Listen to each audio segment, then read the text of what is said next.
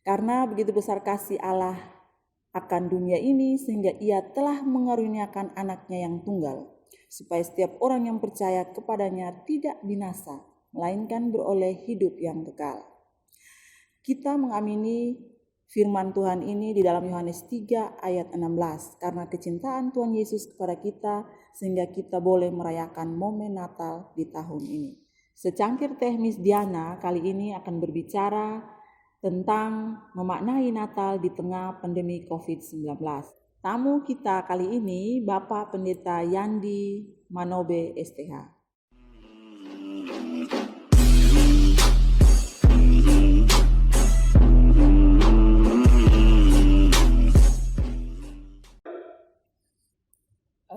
Baik Bapak Pendeta, sebagaimana yang kita tahu bahwa ketika bicara tentang Natal, terutama di tengah pandemi COVID-19 ini, saya merasa bahwa ini merupakan suatu panggilan atau kalau saya istilahkan itu biasanya panggilan Natal. Nah, bagaimana kemudian Bapak Pendeta melihat atau menjelaskan kepada kita apa sebenarnya yang dimaksud dengan panggilan Natal itu? Sebenarnya Natal ini kan yang paling gampang untuk kita tahu, Tuhan mengingat umatnya. Kita selalu bilang begini, kenapa buah kelapa jatuh ke bawah, bukan ke atas? Anak-anak sekolah selalu bilang, ya karena ada gaya gravitasi. Betul. Tapi kalau ada jawaban lain yang lebih menggoda kita, itu adalah buah kelapa jatuh ke bawah, itu karena yang makan ada duduk di bawah. Iya. Bayangkan kalau Tuhan cipta ini alam semesta, manusia terakhir, dengan maksud tinggal menikmati.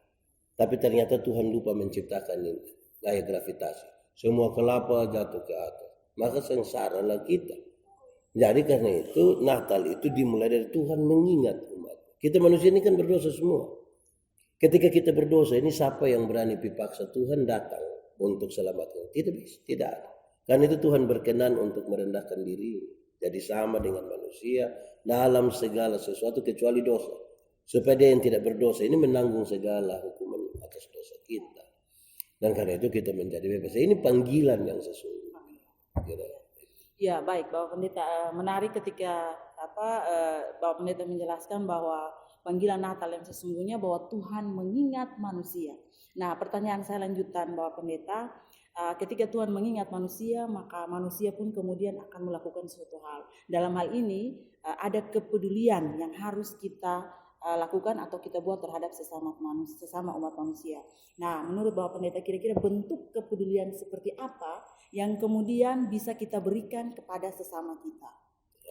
Begini Bapak Pendeta, penjelasan lanjutan dari pertanyaan saya. Misalkan sebagai manusia kadang kita diremehkan, kita tidak dianggap atau dihina. Tetapi dalam momentum Natal ini kira-kira bentuk kepedulian yang real yang harus kita buat untuk sesama umat manusia seperti apa? Ini kalau mau diceritakan itu dia panjang lebar sekali. Tapi kalau kita rumuskan dia pendek-pendek saja gampang. Katakanlah begini, manusia ini ketika dia dapat sesuatu, kan minimal dia berterima kasih. Kalau ada orang satu beta sudah kenal, terus beta dapat dia punya nomor telepon, beta telepon dia, Kak sebentar malam jam 12 bisa ketemu di Jalan Artari depan rumah jabatan gubernur, dia mau ke tidak? Tidak. Dia ada ayam satu di rumah, beta pergi, dia kasih ayam ke tidak? Tidak. Terus kemudian beta balik pertanyaan, kira-kira dia mau dapat oto baru ke tidak? Dapat mobil baru dia mau ke tidak? Oh mau. Beta kasih dia satu mobil baru cuma-cuma, Alphard lah kira-kira. Ada perubahan perilaku dari dia ke saya. Kenapa? Kan dia telah terima sesuatu dengan cuma-cuma. Peristiwa di mana Tuhan datang itu dia mengingat kita itu kan dibangun di atas dalam bahasa sekulernya solidaritas. Dalam solidaritas terhadap sesama manusia layaknya kita juga dalam tanda syukur atas apa yang Tuhan buat itu kita solidar dengan orang lain. Nah, waktu manusia jatuh dalam dosa ada sejumlah kerusakan. Salah satu kerusakannya adalah tubuh manusia ini menjadi berdosa. Tubuh manusia yang berdosa ini mengalami dua pergeseran. Yang pertama pelecehan terhadap perempuan. Adam, kenapa kau makan ini buah? Ini perempuan yang Tuhan kasih. Ini kalimat yang jadi masalah, yang berbeda ketika pertama kali Adam melihat tahu. Waktu dia melihat tahu dia bilang begini, dialah tulang dari tulangku, daging dari dagingku. Itu waktu belum jatuh dalam dosa. Setelah jatuh dalam dosa, Adam bilang, perempuan sumber masalah. Tubuh yang jatuh dalam dosa ini melihat perempuan dilecehkan, melecehkan perempuan. Bukan itu saja, yang kedua, tubuh ini menjadi berhala baru bagi manusia. Jadi kalau omong penolakan itu kira-kira begini. Dulu Adam dan Hawa itu telanjang saja, tapi tidak ada masalah. Sekarang kita pakai pakaian semua, tapi masalah seperti pun banyak lagi. Kenapa? Karena bagian-bagian tubuh tertentu menjadi berhala baru. Contoh, kalau ada orang kulit putih, kita rasa kulit putih itu lebih baik dari kulit hitam. Kalau ada orang hidung mancung, kita rasa yang hidung mancung itu lebih baik dari hidung pesek. Kalau ada orang rambut lurus, kita rasa lebih baik dari rambut keriting. Akhirnya yang keriting, yang hitam, yang hidung pesek itu sering dibully, Ini tanda orang terkontaminasi dosa. Natal itu sesungguhnya membebaskan ini. Supaya sadar bahwa tubuh, jiwa, roh yang Tuhan kasih kita itu tubuh yang memang tidak ada salah. Memang Tuhan kasih gitu. Supaya sebentar kita ketika solidar dengan orang lain, bukan karena dia dari suku apa, dia punya penampilan seperti apa. Kira-kira itu pemahamannya dulu. Caranya adalah begini. Mungkin kita tidak bisa tolong semua orang. Tetapi yang bisa kita lakukan adalah hargai kita pun diri. Dan supaya kalau kita mau dihargai oleh orang lain, ya hargai orang juga. Hargai orang ini bukan karena dia siapa. Tetapi kan kita tahu bahwa dia ciptaan Tuhan. Manusia ini kan bukan tumpukan material mati. Manusia ini berbeda dengan pasir, kok kayu, kok batu. Yang dia kita tahu bahwa dia seperti itu tuh ada gambar dan rupa Allah pada dia. Dan karena itu kita saling menghargai. Kenapa beta menyambut kakak? Karena beta tahu bahwa di dalam kakak ini ada gambar dan rupa Allah. Itu cara untuk kita membangun solidaritas. Kan untuk kasih orang beras tiap hari, uang tiap hari, kakak sudah bisa toh? Nah, itu beta justru bisa. Tapi minimal kita bisa menghargai. Sedapat-dapatnya yang bisa kita lakukan. Kalau sampai bisa memberi materi, ya silakan. Tapi saya kira itu. Iya. Kalau kita Baik, Bapak Pendeta, saya sependapat dengan apa yang tadi Bapak sampaikan. Pertanyaan saya selanjutnya, ketika kita bentuk kepedulian kita yang sederhana adalah solidaritas, ya. Kemudian pertanyaan lanjutan, ada kenyamanan ketika kita merayakan atau kita masuk di dalam suasana Natal. Nah, kemudian dari kenyamanan Natal itu apakah kemudian dimaknai oleh banyak orang atau oleh semua orang dengan sesuatu yang kemudian dia merasa bahwa Natal itu sesuatu yang harus untuk dirayakan atau wajib. Kira-kira gambaran Bapak Pendeta bagaimana? Saya kira begini, kita syukur kepada Tuhan Allah kan dia mengingat kita, dia mau datang bagi kita. Toh? Ya. Kita dalam sebuah keadaan di mana kita bersyukur, dan ini syukur dalam perjalanan tiap-tiap tahun orang berburu untuk dua hal. Kalau boleh 3 hal. Yang pertama, orang menimba spiritualitas di situ karena ada ini perenungan tentang kasih Allah yang besar. Tapi yang kedua, orang berburu secara ekonomi. Jadi kalau mau Natal begini nih, semua orang jadi pedagang habis. Begitu. Orang karena keuntungannya nanti besar di sini. Yang ketiga, orang berburu untuk pesta pora. Tergantung sekarang kita memberi makna di mana. Kita memberi makna di mana. Yang disebut nyaman itu apakah pesta pora? Kan tidak. Yang disebut nyaman itu apakah karena kita mendapat keuntungan sebanyak-banyaknya? Tidak. Yang disebut nyaman itu adalah ketika kita tahu bahwa kita ini sangat Tuhan kasih kita. Tuhan sayang kita. Ya, pandangan secara umum banyak orang justru melihat kemasan-kemasan luar tadi yang berisi pesta pora, ribut-ribut, petasan, bahkan ada yang bisa bikin acara dari tanggal 23 sampai tanggal 26. Dia lupa pergi gereja malah kembali. Jadi akhirnya intinya menjadi hilang, petasan bunyi di mana-mana. Padahal kalau kita mau murni pada perenungan, hei ibu-ibu, coba tanya ibu-ibu. Melahirkan itu sakit atau tidak? Terlalu sakit. Dalam melahirkan terlalu sakit itu suami-suami paling hanya dari luar kau bilang begini, Yesus tolong. Padahal dia tidak tolong juga. Sebegitulah dia bayangkan kiri-kiri anak pemuka ke sahabat. Tapi dia tidak tolong. Bayangkan Maria dalam sebuah sakit melahirkan. Saat itu kita justru dengan petasan-petasan. Ibu-ibu mana yang ketika dia mau melahirkan, dia bilang, aduh saya terlalu sakit melahirkan, tolong beli petasan dulu. Macam tidak ada. Ibu siapa yang ketika dia sakit melahirkan dan dia rasa setengah mati, bilang, aduh ini ada semua keluar, tolong putar lagu dulu. Bapak mantu dari Oin Las. Itu saya rasa itu bahaya itu kan. Begitu. Jadi saya kira makna lebih itu kepada bagaimana kita merenungkan kasih yang besar.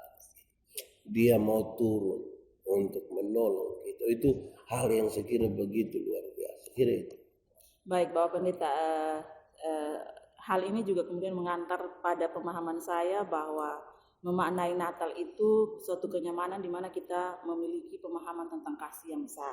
Nah, pertanyaan saya lanjutan Bapak Pendeta, ada kerinduan dari jiwa-jiwa banyak umat manusia yang kemudian untuk membawa pada pengenalan kepada Kristus yang sempurna.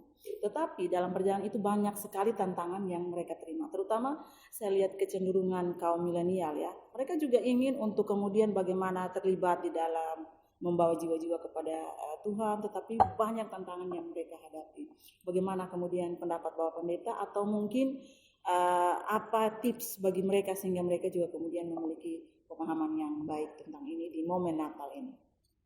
Banyak orang itu rindu melayani. Itu sepakat. Koma di situ. Tetapi beberapa orang tidak percaya diri. Kedua, beberapa orang tidak tahu metode yang baik untuk melayani. Tidak tahu dia mau dari mana. Yang ketiga, beberapa orang tidak menyadari karunia yang Tuhan kasih diri. Nah bayangkan kalau tidak percaya diri, terus tidak tahu metode, dan tidak tahu karunia apa yang Tuhan kasih, bagaimana saudara bisa melayani? Jadi pertama-tama kita harus pastikan bahwa kita selesai dengan kita sendiri. Sehingga pelayanan dan membawa jiwa-jiwa itu bukan panggung untuk kita kasih tunjuk kita sendiri di situ. Dalam karunia-karunia yang berbeda-beda itu kita bisa mengatur. Beta punya karunia berkhotbah. Kakak punya karunia menyanyi. Anak-anak muda lain punya karunia main alat musik. Kita bisa gabung-gabung. Justru di masa pandemi ini, kita bisa memaksimalkan alat-alat IT dan lain sebagainya yang menembus dunia. Ujung-ujung bumi hari ini kita tembus. Dengan apa? Dengan ini yang IT dulu. Itu yang bisa dimaksimalkan. Dan anak-anak itu semua ada. Barang ada pada dorang. Keahlian ada pada dorang. Sekarang bagaimana ini bisa diyakinkan bahwa dorang bisa. Tapi ada catatan lebih di situ. Bukan karena kita kemudian memahami ini 3 hal tadi. Lantas kita kira kita sudah bisa. Kita tetap butuh Tuhan. Mereka melayani dan banyak orang. Setiap kali pergumulan untuk pelayanan mereka kasih tahu orang. Ingat, dengan Tuhan tidak ada yang namanya pengalaman. Selalu baru. Supaya kita tidak saja puas, kita tidak bisa puas dengan keadaan hari ini, tetapi kita sadar bahwa tanpa Tuhan kita tidak bisa di situ. Sehingga tantangan itu ya pasti ada. Dan tantangan paling besar kalau kita definisikan dari hal tadi, tantangan paling besar pada diri. Bukan pada lingkungan luar. Ya kalau dunia menolak itu pastilah. Kita malas gereja, bermulajin gereja. Saya teman-teman bilang, wih, berubah itu saya kita kacau. Wih, mau rencana jadi pendeta kok bisa paruh tidak jadi jalan lagi. Jadi tantangan terbesarnya ada di sini. Mengalahkan diri kita. Mengalahkan orang lain saya kira tidak terlalu rumit. Mengalahkan diri itu perjuangan. Dan Tuhan juga tidak pernah bilang bahwa tidak akan ada hambatan. Dia bilang aku mengutus kamu seperti domba di tengah-tengah serigala. Itu bahkan tantangan sampai soal nyawa. Nah kalau banyak orang yang mau enak-enak, apalagi kalau kaum milenial yang kepingin untuk menikmati hidup saya enjoy saja, ya bagaimana orang akan melihat ini sebagai sesuatu yang serius. Padahal sesungguhnya teorinya bilang begini. Kalau kita tahu sesuatu itu penting, mau berat ke mana, mau susah ke mana, kita akan menemukan jalan ke situ. Contoh, kalau kakak pulang dari gereja, lupa HP di gereja, cari kok tidak? Pasti cari. Kenapa cari? Kenapa tidak kasih tanggal koster dapat saja? Ini kan penting karena mahal. Makanya sampai rumah biar hujan juga kita kembali. Karena penting karena mahal. Kita menemukan jalan. Tapi kalau pulang dari gereja lupa kertas gula-gula, cari kok tidak? Tidak. Kenapa tidak cari? Kan dia tidak penting, kan dia tidak mahal. Akhirnya kalau kita rasa tidak penting, tidak mahal, yang kita temukan adalah alasan. Jadi tergantung sekarang cara pandang kita. Kalau kita tahu pelayanan itu penting, mau sesibuk apapun, jalan yang kita temukan. Tapi kalau kita rasa dia tidak penting, biar tidak sibuk juga, alasan saja. Beta omong di mana-mana, orang pu alasan itu selalu dibangun dan bersembunyi di atas dua kata, sebenarnya dan tapi. Kakak, kenapa soalnya pergi gereja? Sebenarnya beta pergi. Tapi kalau sudah tapi itu disuruh pilih. Kakak kenapa tidak ikut pelayanan? Sebenarnya beta ikut. Tapi yang itu tapi itu yang disuruh pilih. Jadi kalau kita ketemu orang ada kegiatan terus kita tanya, kenapa tidak ikut? Terus dia langsung bilang, sebenarnya sudah saya sudah lupa maksud itu selalu. Dan itu hanya alasan. Ya baik, terima kasih Bapak Pendeta. Saya juga akhirnya memiliki kepercayaan diri ketika Bapak Pendeta bilang bahwa ada 3 hal yang harus kita ingat. Percaya diri, tahu metode, dan ada karunia di dalam diri. Artinya ini benar bahwa kadang kita juga ingin hidup dipimpin oleh Roh Kudus, tetapi kemudian banyak tantangan ini yang mengalahkan kita. Tetapi satu hal yang harus kita ingat, harus tahu diri. Nah, ini persoalan yang sangat rumit dan saya pikir ini semua rata-rata kaum milenial mengalami hal yang sama. Baik, Bapak Pendeta, ini mungkin sebelum pertanyaan saya yang terakhir, saya pernah membaca Bapak Pendeta. Bapak Pendeta pernah berkhotbah terkait dengan semangat yang diberikan oleh Yohanes Pembaptis ya, mempersiapkan jalan untuk kemudian menyambut kedatangan Tuhan Yesus di dunia ini. Nah, kalau kita berkaca dari semangat Yohanes Pembaptis ini, kira menurut Bapak Pendeta hal apa yang kemudian bisa membangkitkan semangat kaum milenial dan pada umumnya umat manusia? Apa saja tips dari Bapak Pendeta? Semangat itu harus berkaitan dengan beberapa hal. Pertama kesuksesan, yang kedua cinta, yang ketiga itu hal yang sangat berkaitan dengan tujuan. Kesuksesan, cinta, tujuan.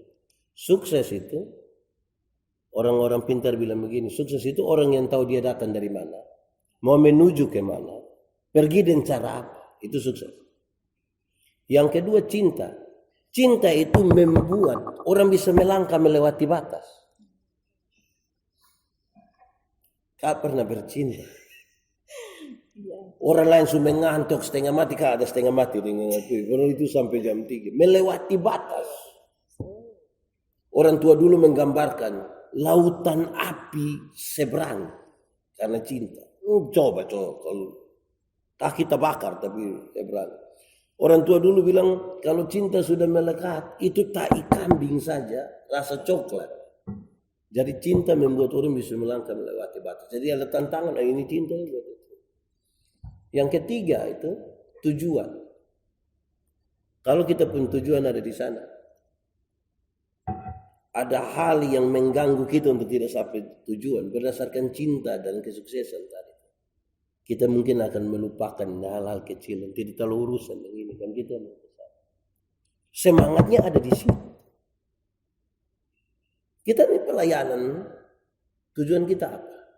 Kalau tujuan kita memuliakan diri, ketika orang menghina kita, orang kontra sama kita, orang tidak setuju dengan kita, karena kita mau tujuan berpusat pada kita. Tapi kalau tujuan itu untuk kemuliaan Tuhan, kan tujuan Tuhan yang kita pakai. Itu semangat. Dia kemudian menjadi sukses.